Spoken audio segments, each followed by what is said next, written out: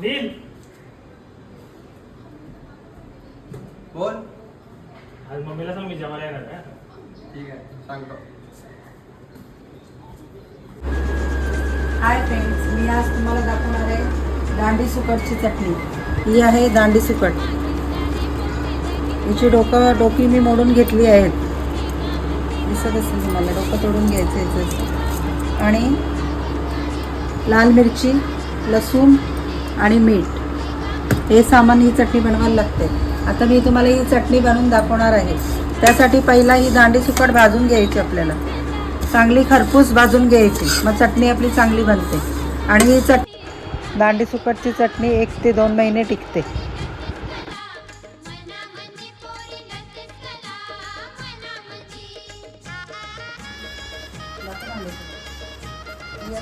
झाली आहे दांडी सुकट खरपूस भाजून. तुम्ही बघू शकता ही लाल लाल झाली आहे थोडी.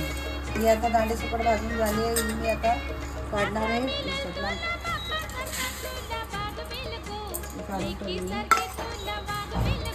आता आपल्याला त्याच्यात मिरची भाजून घ्यायची. जरा मिरची थोडीशी भाजायची असते, म्हणजे ती वाटते चांगली. आता मग मिरची वाटत नाही, बारीक वाटत नाही. आता मिरची आपल्याला भाजून घ्यायची. जरा गरम करायचं.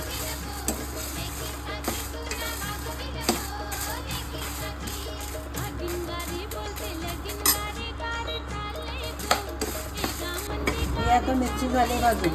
आता मिरची टाकायची मिक्सरच्या भांड्यात आपल्याला. गरम आहे ही मिरची.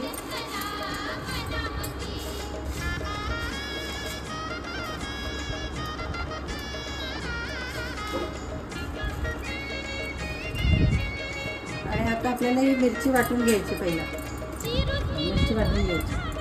वाटून झाली आहे. आता त्याच्यात आपल्याला लसूण टाकायचं आहे आणि मग परत वाटून घ्यायचं आहे. मिरची वाटले, त्याच्यात लसूण टाकला आहे आणि आता त्याच्यात मी मीठ टाकणार आहे. मीठ आताच टाकून घ्यायचं आपल्याला. चवीनुसार मीठ टाकायचं. आता मीठ पण टाकले. आता हे वाटून घ्यायचं आपल्याला. मिरची आणि मीठ हे वाटलेलं आहे. आता आपल्याला याला फोडणी द्यायचं आहे आणि मग ते याच्यावरती टाकायचं आहे. आता थोडं तेल, पॅनमध्ये जरा तेल टाकायचं आहे. 2 पळी तेल जरा तापून द्यायचं आणि मग हे टाकायचं. तापलं आहे, त्याच्यात आपल्याला हे मिश्रण टाकायचं आहे. मिरची, लसूण आणि मीठ. ही चटणी चवीला खूप टेस्टी लागते. तुम्ही सगळ्यांनी करून बघा.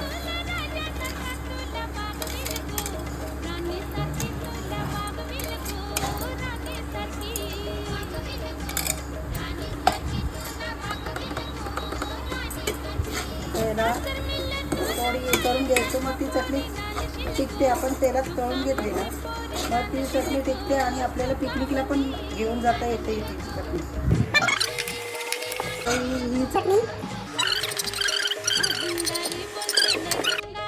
दांडी सुकटच्या चटणीप्रमाणेच आपण बोंबलाची चटणी, कर्दीची चटणी आणि जवल्याची चटणी पण बनवू शकतो.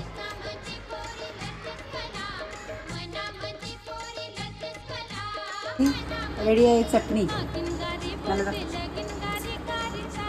रेडी आहे चटणी. जेवायला या.